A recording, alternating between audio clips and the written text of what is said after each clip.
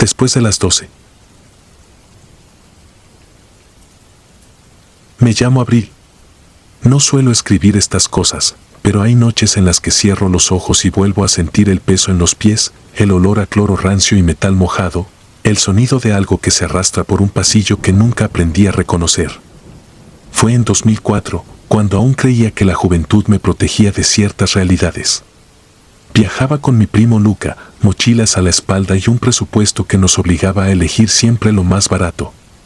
Así llegamos a Valparaíso, Chile, y a un hotel de 2 estrellas que, hasta donde sé, ya no existe. El edificio se alzaba como una caja húmeda en la ladera, con muros desconchados y barandales que crujían incluso cuando nadie los tocaba. La recepción era un cubo de vidrio torcido con un timbre que no sonaba si no lo golpeabas con la uña.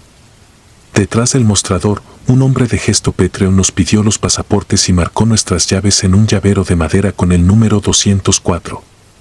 El lobby olía a trapeador recién escurrido. Había una lámpara sin pantalla en la esquina y un reloj clavado en las 6:15 que, según su mecanismo, jamás avanzaba. El conserje, un señor de manos grandes y caminar arrastrado, fue el único que nos sonrió. Llevaba un manojo de llaves imposible, un anillo de hierro que parecía un grillete. Mientras nos entregaba la nuestra, nos dijo en voz baja, sin preámbulos: a partir de las 12, no salgan de la habitación. No pidió que prometiéramos nada. Solo lo dijo y se fue a encerar el piso de mosaico, con movimientos lentos y obstinados. Luca rodó los ojos. Yo me reí por nervio. A esa edad, las advertencias de gente cansada nos parecían folclor del lugar. La 204 estaba al final de un pasillo exageradamente largo para el tamaño del hotel.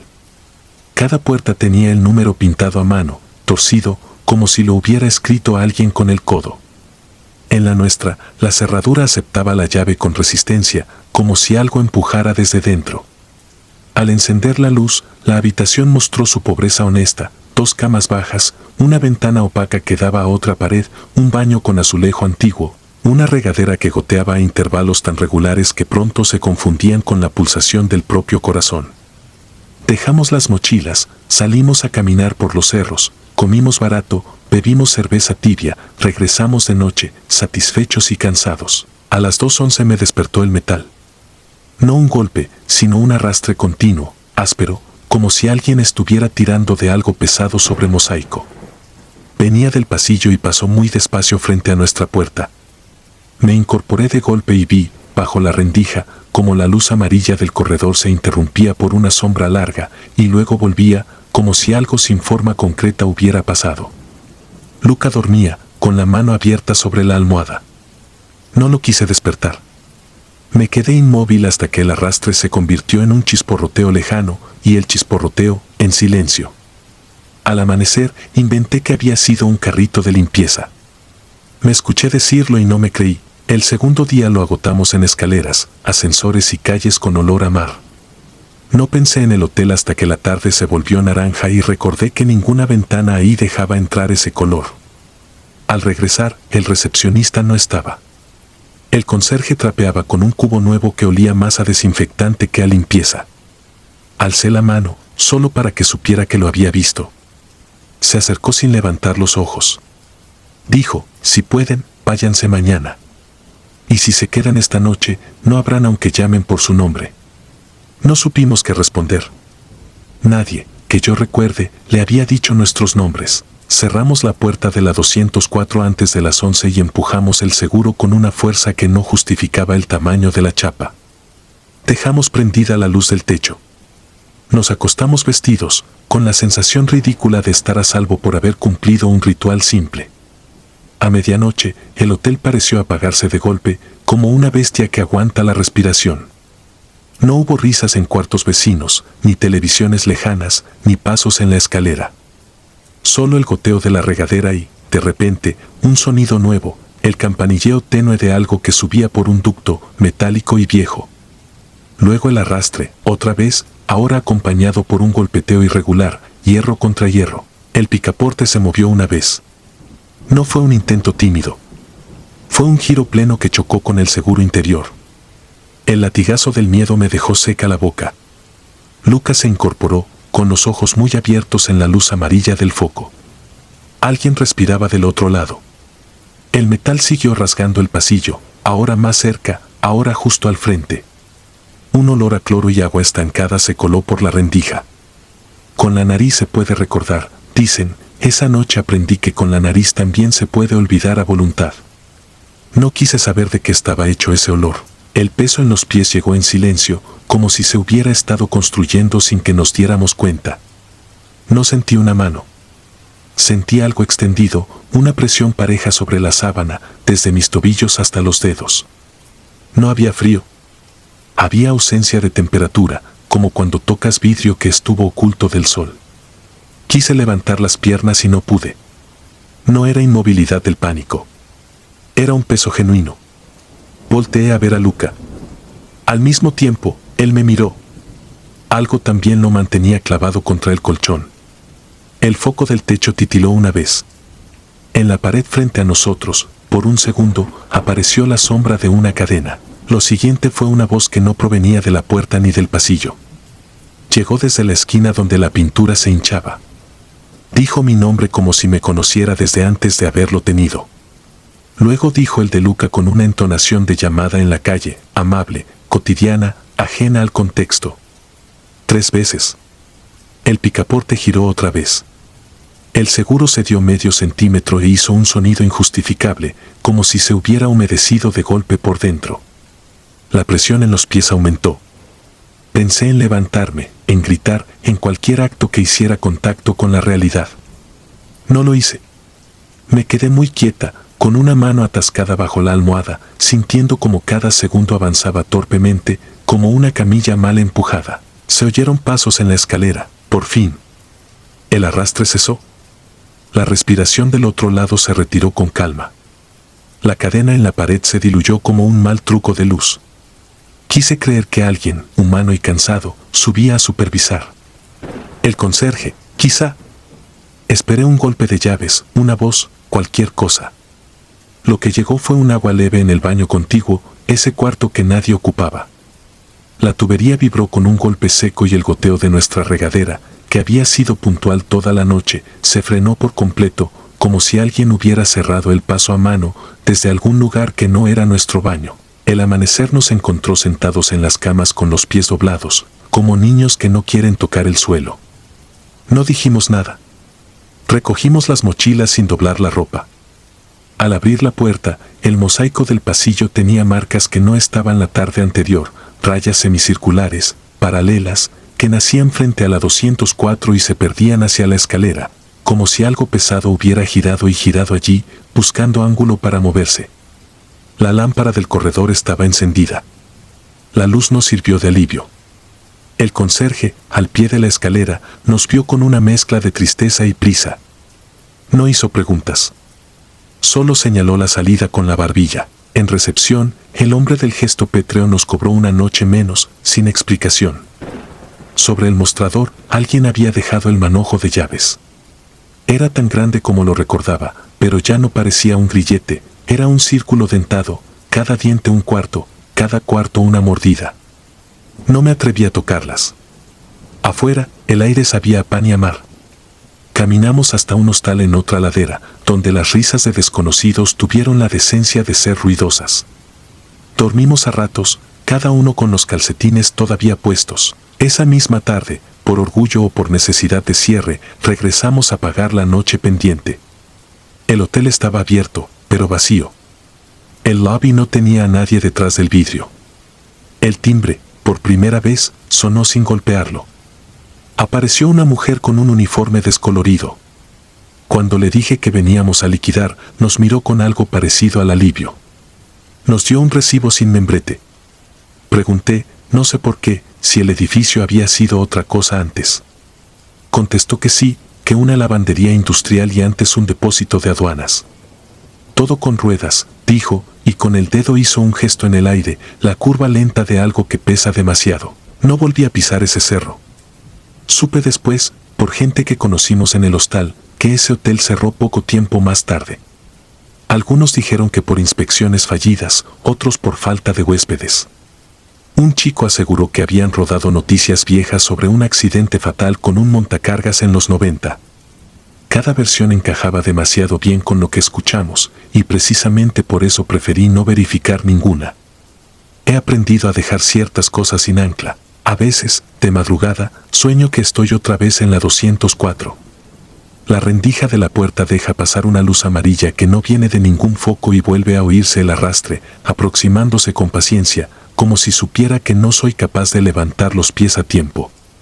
En el sueño no hay advertencia que valga. En la vida real me queda una sola, la única que respeto sin cinismo. Si un hombre cansado, con un manojo de llaves, te dice que no salgas después de las 12, no salgas. No abras si llaman por tu nombre. Hay cosas que se mueven en ciertos hoteles cuando el reloj se detiene, cosas que no buscan verte, ni hablarte, ni asustarte. Cosas que solo quieren pasar. Y que, si te encuentran en su camino, te usan como piso. ChatGPT puede cometer errores. Considera verificar la información y...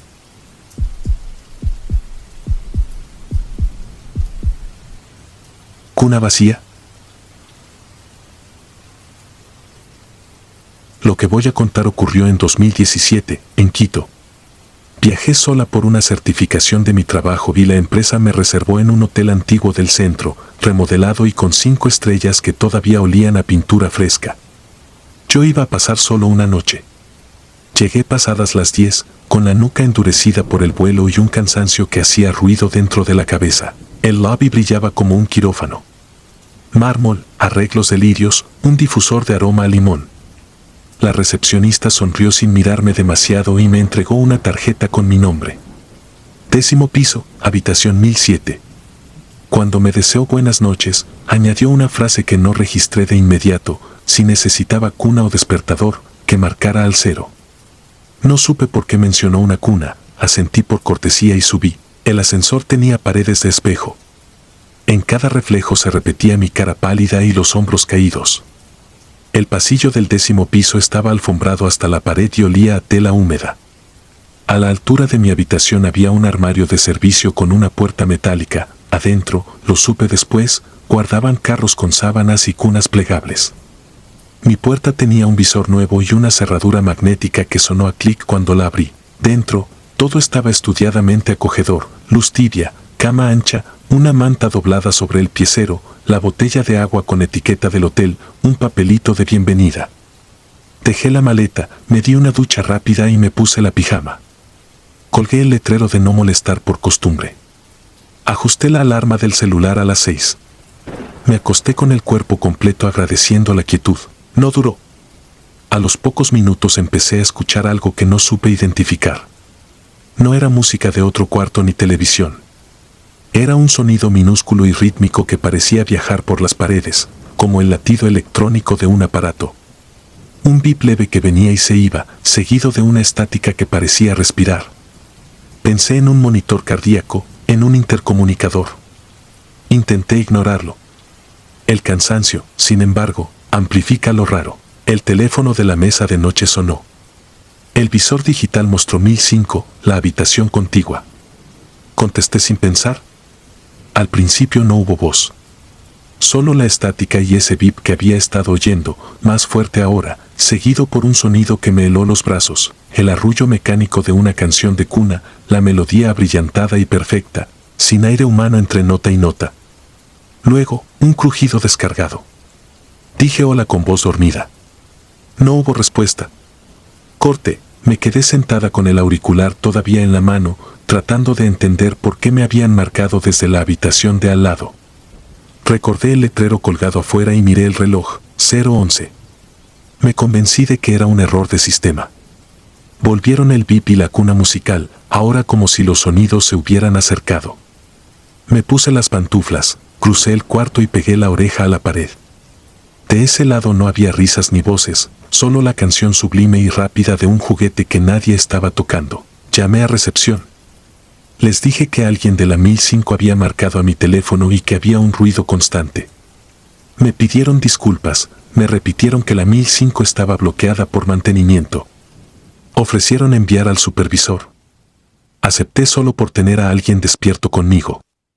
Colgué y me quedé de pie, sin saber si encender otra vez la televisión o si sentarme a mirar nada. Alguien pasó por el pasillo empujando un carro. Lo distinguí por el chirrido de ruedas de goma sobre alfombra y por el golpe sordo de una bolsa contra otra. La sombra bajo la puerta se detuvo y luego se movió despacio. Vi deslizarse un papel por el hueco inferior. Lo recogí sin llegar a abrir la puerta. Era un comprobante de servicio con el membrete del hotel, entrega de cuna, 1007. Hora, 017. Tenía una firma imposible de leer. Me quedé con ese papel en la mano, helada. No había pedido nada, tocaron. Un golpe suave, rápido. Miré por el visor, esperando al supervisor. El pasillo estaba vacío. El carro de limpieza no estaba. Volvieron a tocar, pero el sonido no venía de afuera. Venía de dentro del armario empotrado junto a la cama, el que yo no había abierto. Caminé hacia él con un impulso que no terminé de reconocer como mío y jalé la puerta. La cuna plegable estaba ahí, armada. No era de madera, era una estructura liviana de aluminio con tela gris. Tenía pegada una etiqueta plastificada con código de barras y un nombre escrito a mano, Mateo. No me moví. Un segundo después, el bip reapareció, esta vez claro, desde el bolsillo lateral de la cuna, donde había un monitor de bebé encendido que emitía la misma canción que había escuchado por el teléfono. La pantalla, pequeña y verdosa, mostraba un rectángulo negro. Apagué el monitor. El silencio dolió. Me senté en el borde de la cama con la cuna frente a mí, sintiendo que la habitación se encogía. No había forma de que alguien hubiera entrado a dejar eso sin que yo lo notara. Revisé la puerta, el seguro estaba echado. El balcón, cerrado. La unión con la 1005, encajada con dos pestillos internos. Miré mis manos y el papel de entrega de cuna que seguía ahí, como si nada. El supervisor llegó con un botón somnoliento. Abrí, dejé que miraran. Sus rostros cambiaron lo justo para no asustarme. El supervisor revisó el armario, la puerta, el balcón. Su mano pasó por el marco de la puerta principal en busca de marcas. Dijo que quizá habían dejado la cuna esa tarde y que yo no la vi. Le mostré el comprobante con hora y número de habitación. Lo leyó y su garganta tragó en seco. Ofrecieron cambiarme de cuarto. Quise aceptar sin recoger nada, me aferré a la idea de cualquier distancia. Cuando salimos, el pasillo estaba limpio, sin carros ni nadie. El botones empujó la cuna delante de sí, como si fuera parte del equipaje. Caminamos hacia el ascensor y supe que me estaba temblando el brazo donde sostenía el comprobante. El ascensor tardó demasiado. Cuando por fin bajamos, se detuvo en el 5º piso sin que nadie lo llamara. Las puertas se abrieron. En el pasillo, a la mitad, había una segunda cuna idéntica, armada, orientada hacia la pared. El supervisor apretó el botón de cerrar sin mirar a los lados. Me dieron la 320, con vista al patio interior. Dejé la maleta sin deshacer. No quise tocar nada. Apagué el teléfono de la mesilla y desconecté el cable de la pared por si ahí venía la interferencia. Me acosté vestida con una sensación de alarma constante clavada detrás de las costillas. Cerré los ojos y me obligué a respirar. Funcionó durante unos minutos. A las 3:33, el teléfono sonó aunque estaba desconectado. No era un timbrazo real, era el sonido mismo, replicado desde adentro de la habitación, sin aparato. El bip volvió, y detrás de él, un murmullo como si alguien arrullara con boca seca, sin saliva. Me senté y encendí la luz. En el espejo del closet vi mi cama, la pared, la puerta. Vi también el colgador de no molestar del lado de adentro, colgado en la manija cuando yo juraría que lo había dejado fuera. No quise pedir explicaciones. Llamé al 0 desde mi celular. La misma recepcionista contestó con voz muy despierta para esa hora. Le pedí que anularan cualquier servicio a mi nombre, que no quería nada y que me iba a bajar al lobby. Me dijo que entendía. Cuando colgué, encontré otro papel debajo de la puerta, con la misma letra imposible, retiro de cuna, 335-320. Abrí de golpe. Nadie. El pasillo respiraba en su propio silencio. Bajé, me senté en un sillón del lobby y me quedé ahí mirando el reloj enorme de la pared hasta que amaneció. El gerente de la mañana me ofreció un café y una disculpa demasiado pulida. Dijo que revisarían el sistema y que a veces se duplican órdenes antiguas. Le mostré el comprobante con el nombre escrito. Lo leyó y lo devolvió con cuidado, como si quemara. No mencionó reembolso. No mencionó nada más. Salí con la maleta a las 7, con el cielo de Quito abriéndose limpio y la ciudad empezando a hacer ruido. En el taxi que me llevó al centro de convenciones, revisé de nuevo los papeles que había guardado por impulso. Eran 3, entrega de cuna a la 1007, retiro en el 5º piso, retiro en la 320. En los 3, donde debía ir la fecha, habían impreso la correcta. Donde iba la firma, un garabato. Donde decía observaciones, una palabra que me costó leer por la tinta corrida, vuelve. Esa noche no regresé al hotel. Cambié de alojamiento sin discutir con nadie de la empresa. Presenté el examen al día siguiente con una rigidez rara en la mandíbula. Cuando por fin volví a casa, dejé los comprobantes en el fondo de un cajón. No dormí bien durante semanas. Cada tanto, ya de vuelta en mi rutina, ese bip diminuto se me instalaba debajo de la lengua como un sabor metálico. Me convencí de que todo había sido una concatenación absurda de errores. 3 meses después, al revisar mi estado de cuenta, vi un cobro de ese hotel por $0. Un concepto sin costo, cargo cortesía, servicio de cuna. No llamé. No lo reclamé. Lo único que hice fue abrir el cajón y mirar, por primera vez de día, los comprobantes. La tinta se había desvanecido un poco, pero el nombre escrito a mano seguía legible. Mateo. A un costado, con la misma letra, el número 1005. Nunca más supe de ese hotel, ni quiero saber. Solo pienso, algunas noches, en la persona que escribió mi número de habitación en esos papelitos, en la cuna que apareció sin pedirla, en el monitor que latía sin cuerpo. Pienso en la palabra vuelve y en que hay lugares a los que uno no regresa con los pies, sino con un ruido que se te queda pegado a la vida. Y cuando el sueño por fin me alcanza, siempre lo hace a las 3:33, con un silencio que parece arrullar algo que no está. No perturbar. Me llamo Iván. Esto me pasó en 2019, camino a la costa de Veracruz. Mi esposa, Paula, y nuestro hijo Mateo, de 4 años, venían conmigo. Era temporada baja, llovía a ratos, el presupuesto iba justo y terminamos reservando un hotel de 3 estrellas junto a la central de autobuses. No buscábamos lujos, solo una cama limpia. A veces el cuerpo agradece más un descanso honesto que un lobby con mármol. Desde la entrada hubo señales. Una pareja discutía en inglés con la recepcionista. No entendí todo, pero capté varias veces la palabra refund. La mujer no gritaba, temblaba. Tenía los codos pegados al pecho y los dedos rígidos como ganchos, como si todavía sostuvieran algo que ya no estaba allí. La recepcionista miraba a un costado, hacia un punto de la pared donde no había nada salvo un cuadro descolgado que dejó un rectángulo más claro. Nos entregaron 2 llaves de plástico. La mía ya venía rayada. El pasillo del 3er piso estaba alfombrado con ese rojo oscuro que esconde manchas viejas. La luz titilaba con un zumbido grave y del cuarto de hielo salía un olor a cloro que picaba en la nariz. Mateo, que venía en mis hombros, se me agarró más fuerte al cuello. No lloró. Solo tensó el cuerpo, como hacen los animales cuando presienten algo. Paula me dijo que sería el cansancio. Yo también quise creerlo. La habitación 412 era estrecha. Tele viejo, cortinas que no tocaban el piso, un espejo largo junto al closet. Sobre el buró había una tarjeta de no molestar con las esquinas dobladas hacia adentro, como si alguien la hubiera tenido mucho tiempo en los dedos. Lo raro fue el despertador digital, marcaba 4:13, fijo, sin parpadear. Lo desconecté y siguió marcando 4:13. Lo metí en el cajón. Al fondo, el baño, limpio, pero con la rejilla de la regadera tapada por una tapa de plástico. Oí goteo detrás de la pared aunque la llave no estaba abierta. Mientras me duchaba, escuché a Mateo llorar. Era un llanto chiquito, ahogado. Luego, de pronto, fue otra cosa, un sollozo con aire de adulto, como si las cuerdas vocales fueran demasiado grandes para el pecho de un niño.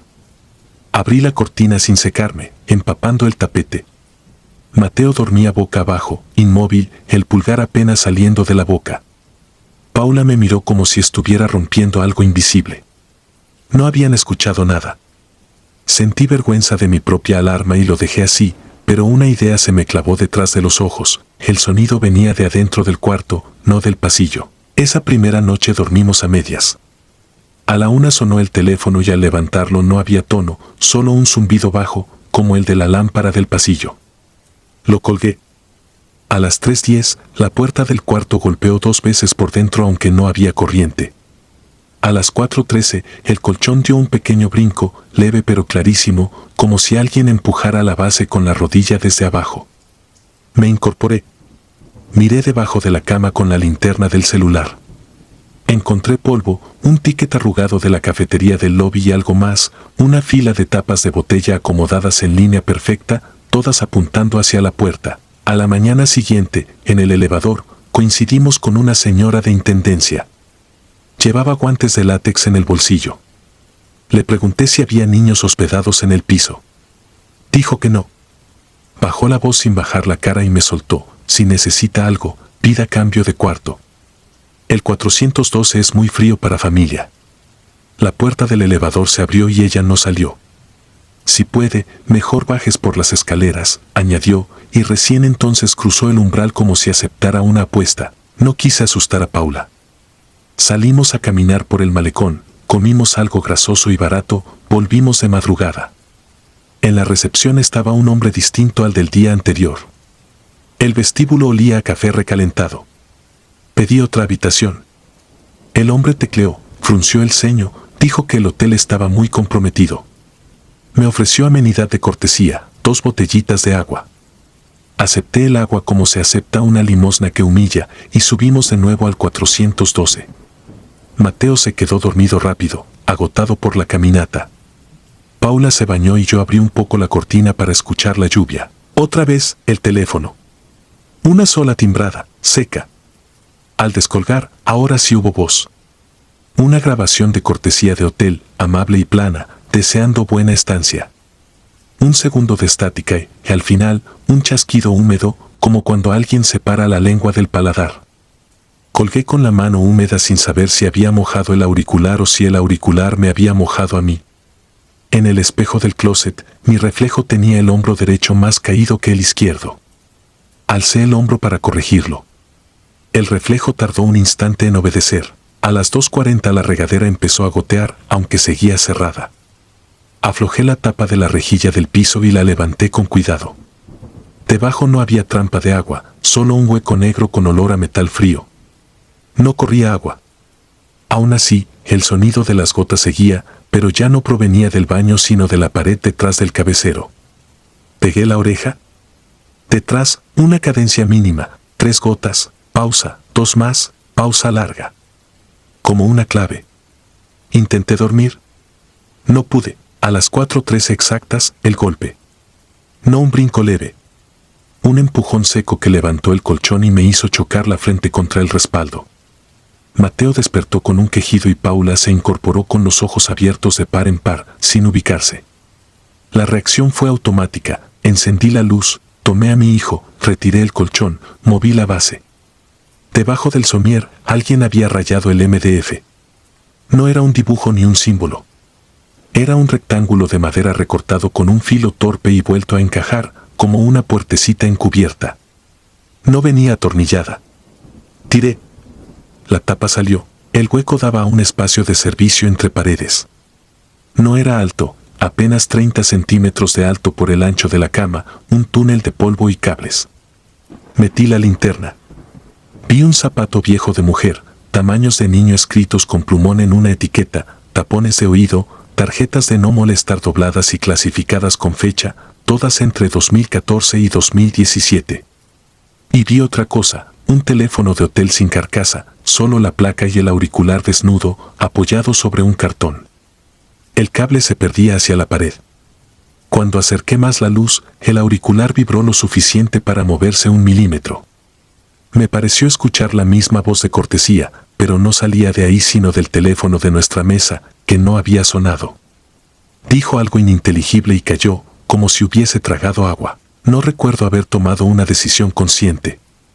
Recuerdo sí el peso de Mateo y el temblor de Paula, que no temblaba de frío. Cerré esa puerta empujando con el talón, dejé la base donde estaba, tiré el colchón encima con fuerza, metí lo básico en una maleta. Paula preguntó si nos íbamos. Asentí. Atravesamos el pasillo con el niño en brazos, el carrito de limpieza dejado a mitad del corredor, por primera vez, nadie en recepción. El timbre de mostrador no funcionaba. El guardia de seguridad dormía con la boca abierta. Sobre el cristal, de nuestro lado, vi marcada una huella de mano derecha a la altura de un niño, pero los dedos estaban demasiado largos. Al día siguiente volvimos a exigir cambio o reembolso. Nos atendió otra persona. Consultó la computadora, sonrió con la boca y no con los ojos. Dijo que el 412 se encuentra fuera de inventario desde hace meses. Señor, imposible que ahí lo hayan hospedado. Insistí. Me enseñó la pantalla. Las habitaciones ocupadas aparecían en verde, el 412 no existía en la lista. Apuntó a nuestras llaves y dijo que pertenecían al 410. Eran idénticas a las del 412, salvo por un raspón más. Él no podía ayudarme. Nos deseó un buen regreso. Fui a buscar a la señora de intendencia. No estaba ese día. Otros me dijeron que no la conocían por su nombre, que tal vez estaba rotando sedes. Nos fuimos a otro hotel, casi sin hablar. Mateo durmió en el auto, con la cabeza pegada al vidrio, respirando de lado. Por la tarde, ya en otro cuarto, abrí la maleta. Encontré, entre nuestras cosas, la tarjeta de no molestar del 412. Era ubérrima en huellas, como si hubiera pasado por muchas manos. La tomé para tirarla. En el reverso, con lapicero, habían escrito una sola palabra, paje. No tenía firmas ni logos. La dejé junto al teléfono nuevo del hotel, con la idea de devolvérsela a alguien por la mañana. A las 4:13, en un sitio que no era ese hotel, el colchón dio un golpe seco, leve, casi simbólico. Me levanté temblando de rabia más que de miedo. Revisé debajo de la cama. Solo vi un botín de polvo y una tapita de agua. No había túnel. No había placas sueltas. Pero el teléfono marcó una sola vez y, cuando levanté, la grabación de cortesía recitó su fórmula y, antes de colgar, pareció imitar el sonido metálico de gotas detrás de una pared. Nunca más volví al primer hotel. No investigué noticias ni pregunté a la policía. No sabría cómo hacerlo sin arrastrar a mi hijo por pasillos donde yo mismo no sé caminar. Lo único que conservo es la llave de plástico con el raspón, metida en un cajón que casi no abro. A veces, cuando cae la madrugada y el agua de la cisterna se detiene, escucho en la casa un silencio que no es silencio. Entonces tomo aire y cuento sin pensar, 1, 2, 3, y espero el cuarto golpe que nunca llega. Dicen que los niños perciben lo que uno no puede. Mateo no habla del tema. Solo evita colgar tarjetas en las perillas de las puertas. Me entregó la del 412 sin tocarla, como si supiera que ese letrero es una palabra que ya se pronunció. Una orden que alguien sigue obedeciendo incluso cuando la puerta se abre. No pestañees. Me llamo Mauricio y esta historia me sucedió en 2013, cuando viajé con mi pareja a Santiago de Chile para resolver un trámite que nos tomaría 2 días. Elegimos un hotel boutique en el centro histórico porque aparecía bien reseñado y quedaba a unas calles de la oficina donde teníamos la cita. Era de esos hoteles reciclados dentro de casonas antiguas, muros altos, pasillos estrechos, alfombras nuevas sobre madera vieja que crujía con elegancia. No parecía un lugar barato, pero encontramos una promoción para la temporada baja. Nos asignaron la 312, tercer piso, ala oriente. Desde el ingreso, algo me resultó extraño. No fue el trato, impecable, ni el olor a desinfectante y limón que salía del lobby. Fue la cantidad de fotografías en blanco y negro enmarcadas tras vidrio, retratos por todas partes, desde la escalera hasta las puertas de servicio. En unos, personas de sombrero miraban un punto fuera de cuadro, en otros, mujeres con velo y expresión rígida. No eran fotos de famosos ni de huéspedes, parecían encontradas en un archivo municipal. Las caras tenían una nitidez rara en las pupilas, como si alguien las hubiese retocado con una aguja. En la 312, las fotografías ya no eran un adorno, eran el tema de la habitación. Una hilera sobre el cabecero, otra sobre el escritorio, 2 más junto al espejo. Cada una con un rostro que, de algún modo, evitaba mirarte y, sin embargo, no te dejaba en paz. Pensé que eran reproducciones baratas. Me acerqué a una y el cristal devolvió un brillo aceitunado. La etiqueta decía serie ojos abiertos, circa 1949. Me incomodaba reconocerlo, pero me impresionó la repetición de ciertos detalles, párpados apenas levantados, comisuras tensas, orejas desdibujadas. Lucía, que suele disfrutar el arte, admitió que le parecían inquietantes, aunque dijo que era parte del carácter del lugar. Intenté ignorarlas. Descansamos un rato, salimos a cenar y regresamos tarde, cansados, listos para dormir. El aire acondicionado zumbaba como un frigorífico, la cortina gruesa dejó a oscuras la habitación. Siempre he necesitado un rastro de luz para orientarme, así que dejé el celular boca abajo con la pantalla hacia el borde por si me despertaba. La madera hizo el primer crujido y después solo quedó el rumor del clima. A las 2:17 vi el dígito verde del reloj de la televisión encenderse un segundo cuando, de golpe, abrí los ojos. Algo me había sacado del sueño, no supe qué. Al principio creí que eran voces en el pasillo, un murmullo suave, 2 o 3 timbres superpuestos, como cuando alguien habla con cuidado en una biblioteca. Afiné el oído y percibí que no venían de afuera. Era una vibración contenida, como sonido dentro de un vaso. Me incorporé muy despacio. Lucía respiraba con regularidad. En la oscuridad, los marcos de las fotografías eran rectángulos más negros sobre el negro. Entonces, una sensación precisa, me observaban. No figuradamente. Me observaban. El murmullo se volvió un roce, como papel arrastrándose contra papel. No tenía sentido. Estiré el brazo a tientas hacia el celular y al mínimo movimiento, el sonido cambió de lugar, se abrió a mi espalda, luego junto al espejo. Alcancé la pantalla, encendí la linterna tapándola con la palma para no cegarnos. No quiero exagerar, pero vi lo siguiente con absoluta claridad, el retrato sobre el escritorio estaba torcido hacia adentro, como si alguien lo hubiese jalado por una esquina.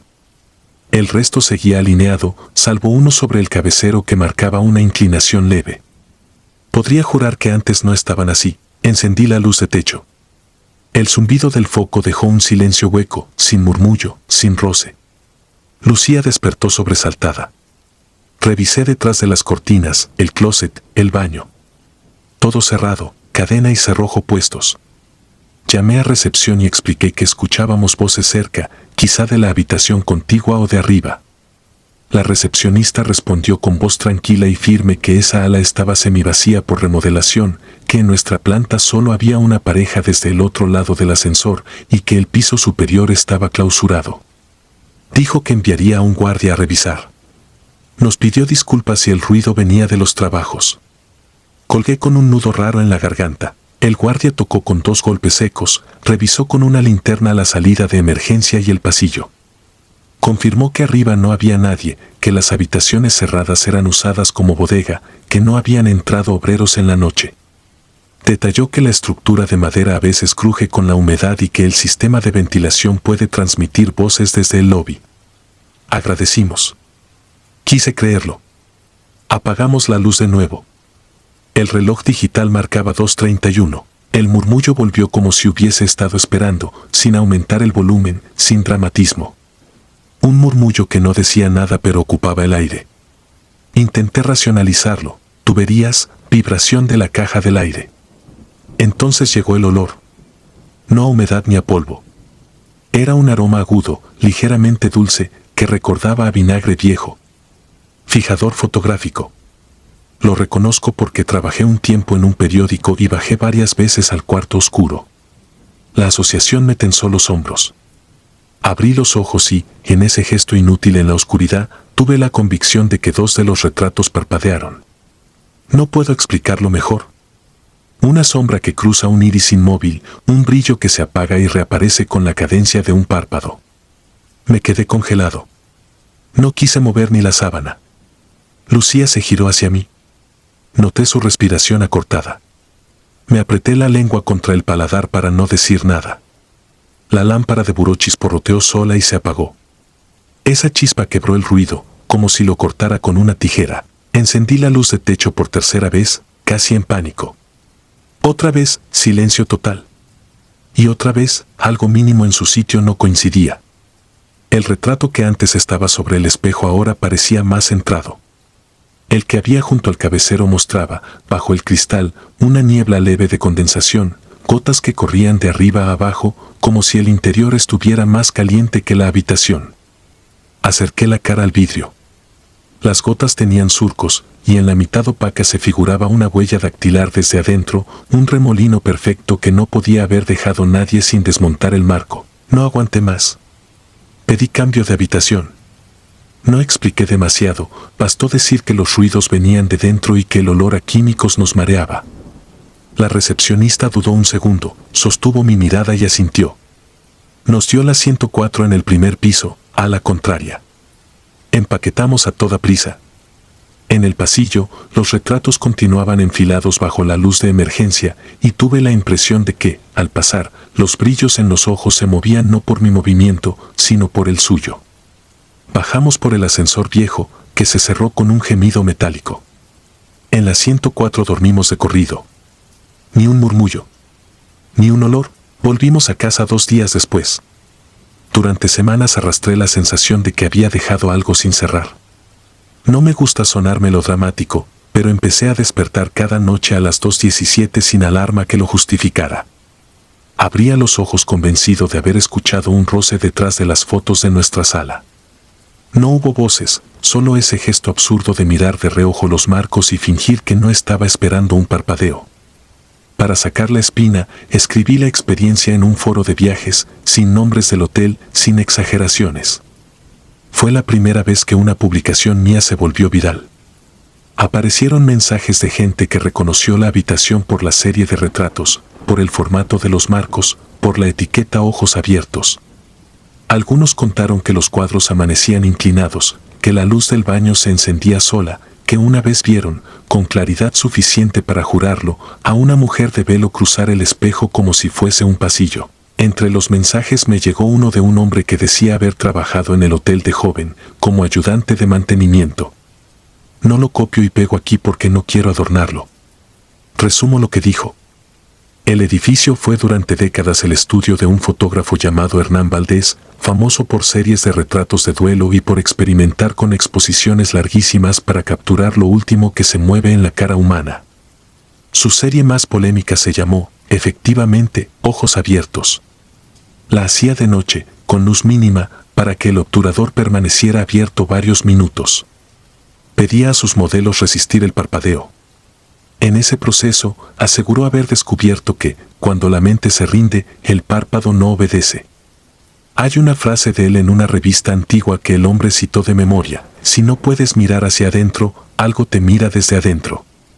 Después la fama se le fue, el estudio decayó y él se encerró en su cuarto de revelado, que hoy corresponde, dijo, a la 312. Murió allí, no está claro si de un accidente con químicos o de una complicación respiratoria. El hotel compró el lugar, restauró las paredes, dejó colgada la colección porque era parte de la historia. Busqué en archivos digitales. Encontré una nota de catálogo del municipio con planos del estudio y, sí, el cuarto de revelado tenía ventilación directa a lo que ahora es el corredor de la tercera planta. El olor a fijador era, por lo menos, posible. También hallé un recorte con una fotografía borrosa de Valdés frente a una mesa de madera, marcos apilados, un balde de líquidos opacos. Lo miré demasiado tiempo. Había una mancha en el vidrio, justo donde estarían sus ojos, como si la tinta se hubiese corrido en ese punto. Cerré el archivo. No pude seguir. Cada tanto me pregunto si todo fue sugestionable, si la hilera de marcos no fue más que una trampa para la vista y el sueño, si la madera crujió a la hora exacta por una coincidencia de clima y tuberías. Me aferro a eso cuando el apartamento queda en silencio y el refrigerador respira como un animal dormido. Me aferro a eso cuando, a las 2:17, siento el impulso absurdo de vigilar el reflejo de mis propios ojos en el vidrio del cuadro que tengo frente a la cama. Lo que no puedo explicar sin mentirme es el remolino dactilar por dentro del marco y esa certeza idiota que me atraviesa de pronto, como un escalofrío que no se decide a morir, la de que los retratos no imitan nuestra vida, la coleccionan. Por si acaso, si alguna vez te toca una habitación con marcos en fila y etiquetas viejas, no apagues todas las luces de golpe, no pegues la cara al cristal y, sobre todo, no pestañees. Nunca sabrás si, al volver a abrir los ojos, fuiste tú quien lo hizo primero. Piso 14. No diré mi nombre real. En 2012 trabajé como auditor nocturno en un hotel viejo de Quito, a 2 cuadras del Parque El Ejido. El edificio, de 18 pisos, cargaba décadas de pintura barata y alfombras húmedas. La remodelación nunca pasaba del lobby. En la recepción, el mármol tenía una grieta que cruzaba el mostrador como una vena abierta. Yo entraba a las 11 de la noche y salía a las 7 de la mañana. El hotel vivía de viajeros cansados, vendedores ambulantes con maletas de muestras y gente que buscaba no ser vista. A esas horas, todo se reduce a pasillos, cámaras, llaves, listas, timbres. Aprendes a distinguir entre un ruido normal y un ruido que no debería existir. Había un piso que casi nadie ocupaba, el 14. La gerencia decía que estaban en mantenimiento 3 habitaciones de la esquina por un problema con el sellado de ventanas. La cinta amarilla llevaba meses pegada como si formara parte de la decoración. Las cámaras del pasillo 14B fallaban a ratos, sobre todo de madrugada. El ascensor derecho chillaba al llegar ahí, un quejido mecánico que a mí me parecía un aviso. A finales de agosto llegó un huésped que no encajaba con los demás. Se registró a las 23:40, justo cuando yo cambiaba la cinta de papel en la impresora de facturas. Usó un nombre compuesto que no figuraba en ningún documento nacional, pagó por adelantado en efectivo y pidió, con cortesía ensayada, una esquina alta, si es posible, lejos de ruidos. Llevaba un maletín negro y 2 fundas de ropa de esas que usan los músicos para trajes. Olía a desinfectante, no a colonia. Apenas levantó la vista, detrás de los lentes, sus ojos parecían siempre en otra cosa. Le asigné 1418 porque estaba libre y nadie se quejaba si la esquina quedaba ocupada. Tomó la llave tarjeta, sonrió sin los ojos y se fue directo al ascensor derecho, el que chilla. La primera noche fue de ruidos. A las 2:07 sonó la alarma del depósito de lencería en el 14. Subí con la radio y mi linterna.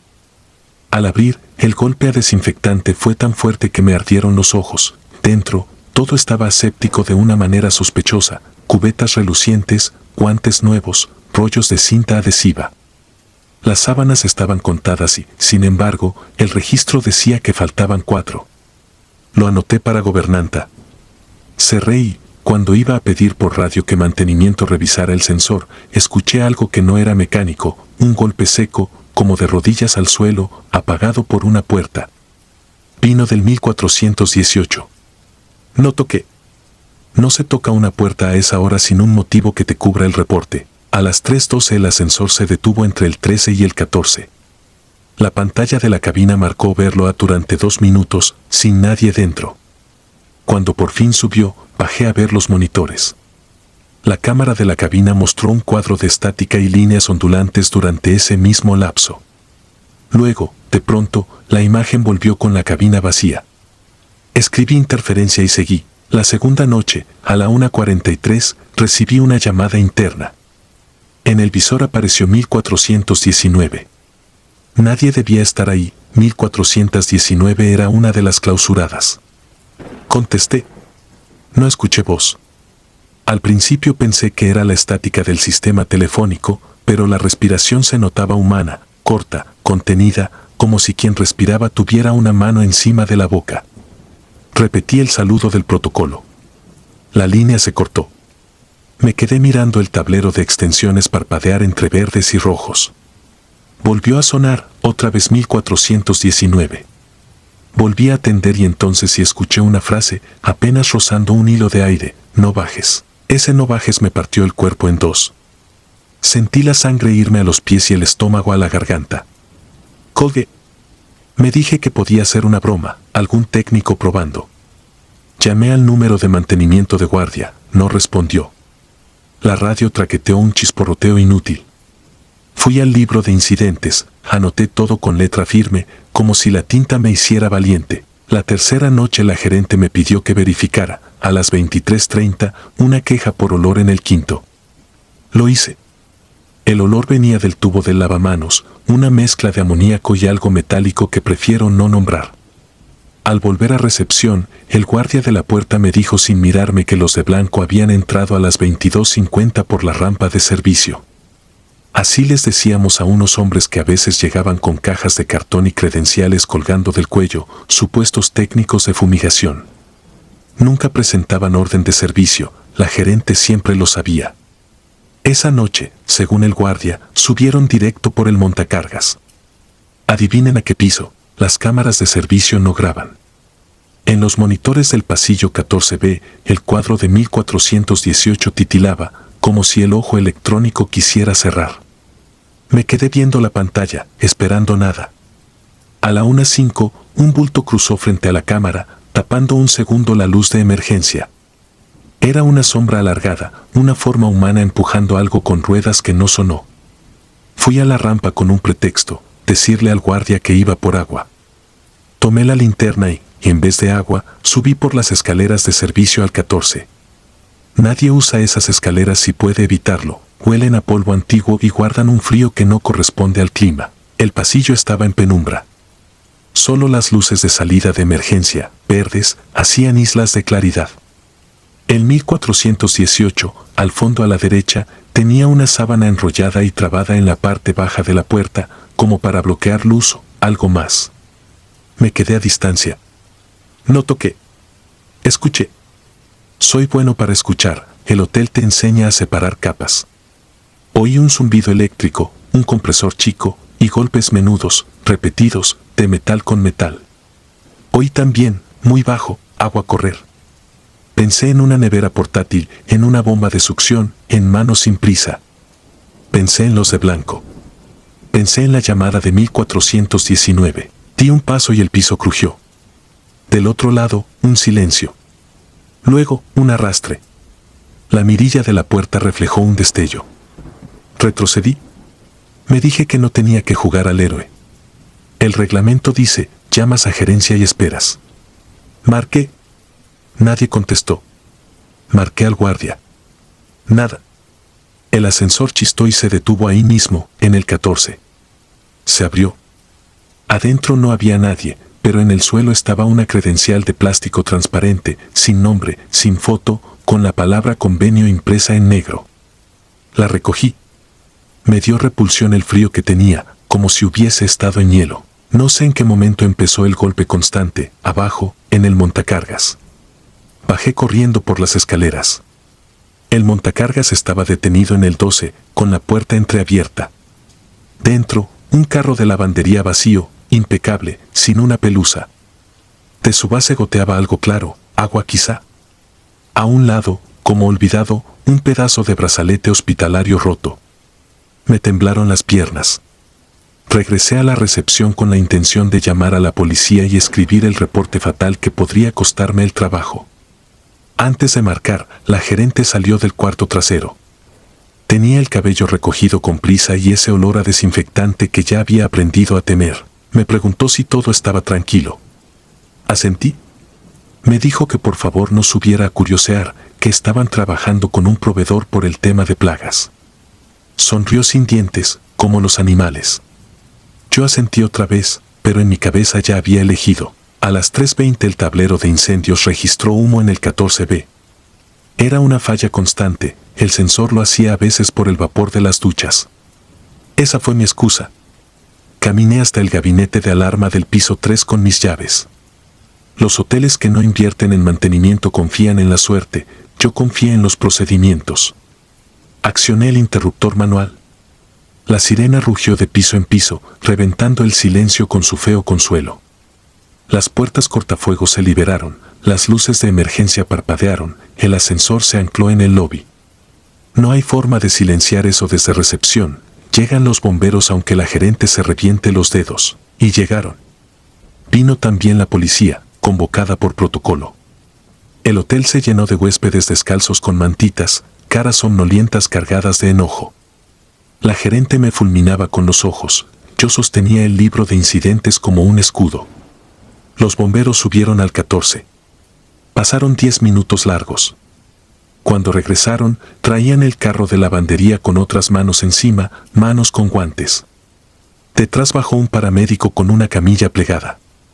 No diré lo que vi ni lo que olí. Solo diré que la camilla llevaba peso. La policía pidió llaves maestras de todas las habitaciones del 14. Abrimos 1418. Adentro, el técnico había desaparecido. Quedaban sus objetos, bolsas nuevas de basura, etiquetas de envío, una nevera portátil con escarcha, un cuaderno con columnas, fechas, horas, números. En la ducha, la pared mostraba un rectángulo de cerámica más limpia, como si algo hubiera estado pegado ahí mucho tiempo. En la cama no había sábanas. En la mesa, una toalla doblada con disciplina militar y, encima, la credencial gemela de la que yo tenía en el bolsillo, convenio. En 1419, la clausurada, tenía marcas de haber sido forzada desde dentro. En el teléfono, el historial mostraba una llamada a recepción a la 1:43. No hubo explicación para eso. Las cámaras, cuando la policía pidió copias, se saltaban justo los minutos en que el ascensor había marcado carga. Fallo de sistema, dijeron. La gerente intentó frenar preguntas con una verborragia de seguros, proveedores, fumigaciones. Esa noche no terminó, se alargó durante semanas. Vinieron investigadores con trajes que sí parecían de cine. Se llevaron cajas, computadoras, listados. Preguntaron por los de blanco, por la rampa, por quién autorizaba la entrada. Yo conté todo. También contaron otros. El hotel no cerró. Pintaron el pasillo, cambiaron alfombras, sellaron el 1419 de verdad. Después de un tiempo, dejaron de preguntarnos, dejaron de venir. En un noticiero local oí hablar de una red de clínicas clandestinas, de coordinadores logísticos que usaban hoteles por su flujo discreto. Lo apagué. No quise saber si aquello tenía relación con lo que escuché y no quiero nombrar. Renuncié 2 semanas después. Preferí cargar cajas en un mercado que cruzar otra noche ese lobby con la grieta en el mármol. A veces sueño con el zumbido del compresor y despierto con las manos heladas. A veces, al subir a un ascensor cualquiera, siento el chillido del 14 detrás de mí, como si el acero me reconociera. No puedo pasar frente a hoteles sin mirar las ventanas de las esquinas. Busco señales, una sábana mal puesta, un reflejo donde no debería haber nada, una luz que parpadea a la hora en la que nadie debería estar despierto. No sé si el hombre del maletín estuvo solo o si solo fue la cara visible de otros. No sé si la voz que dijo no bajes venía de un teléfono defectuoso o de alguien que no pude ayudar. Estas cosas se cuentan sin comas de más porque el horror verdadero es ordenado, tiene listas, horarios, protocolos. Es limpio. Si alguna vez te quedas en un hotel y te ofrecen una esquina desocupada, di que no. Si el ascensor chilla en un piso sin huéspedes, baja por las escaleras. Si llamas a recepción y te contestan con miedo en la voz, agradece que al otro lado todavía haya alguien. Yo no volví al 14. Pero a veces, por las noches, desde cualquier habitación ajena del mundo, me parece ver la luz verde de una salida y escuchar, apenas, detrás de la puerta, un compresor encendiéndose. Y entonces recuerdo que a lo que más debemos temer es a las cosas que durante el día parecen procedimientos. Porque cuando llega la madrugada, los procedimientos revelan en qué clase de lugar estás trabajando. Y ya es tarde para bajar. Si disfrutas de los relatos, te invitamos a apoyarnos con un like y un comentario, ya que eso nos ayuda muchísimo. Además, si aún no estás suscrito o suscrita, te animamos a formar parte de la comunidad del terror. Muchas gracias por escucharnos y por tu apoyo.